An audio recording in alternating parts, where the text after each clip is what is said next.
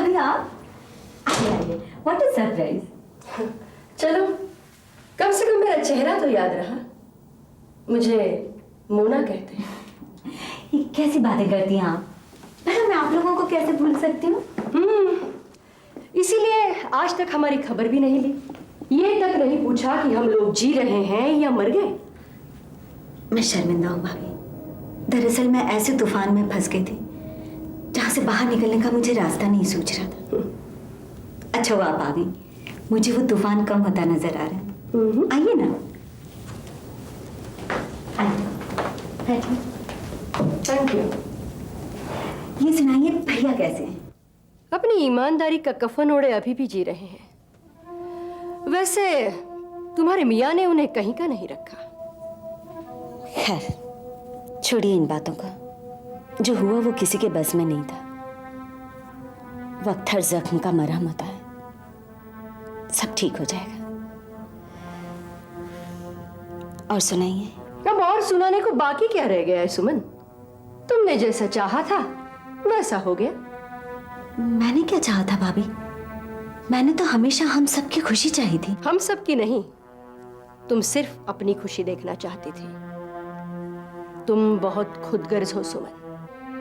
अपनी खुशी के लिए तुमने भाई को भी सूली पर चढ़ा दिया। और क्यों ना चढ़ाती, आखिर वो तुम्हारा सौतेला भाई जो ठहरा। भाभी ऐसा कह के आप मुझे जलील कर रही हैं। भगवान जानता है मैंने भैया को कभी अपना सौतेला भाई नहीं समझा। हमेशा उन्हें अपने बाप का दर्जा दिया है। शायद आपको नहीं पता, उन्होंने मेरी मांग के सिंदूर को मिटाने की कोशिश की। ये सब झूठ है। तुम अपने देवता समान भाई पर इल्जाम लगा रही हो। काश ये झूठ होता। काश मैंने खुद अपनी आंखों से उन्हें ये सब करवाते नहीं देखा होता। भैया लंकेश के जाल में उलझ चुके हैं, जो अपने फायदे के लिए उन्हें इस्तेमाल कर रहा है, और इस बात का उन्हें एहसास तक नहीं है। मत लो उस आदमी का नाम अपने मुंह से, क्योंकि तुम उसकी भी कर्जदार हो। मैं कर्जदार हूं लंकेश की? तुमने उसे मोहब्बत का ढोंग रचाया, उस आदमी को अपने लिए पागल बना दिया। जब तुमने देखा कि उसके पास कुछ नहीं है तो तुमने करण से शादी कर ली, क्योंकि उस वक्त वो अमीर था। सुमन, तुमने करण से नहीं उसकी दौलत से शादी की है। ये सब झूठ है। ऐसा कह के आप मुझे अपनी नजरों में गिरा रही हैं। तुम बड़ी सख्त औरत हो सुमन।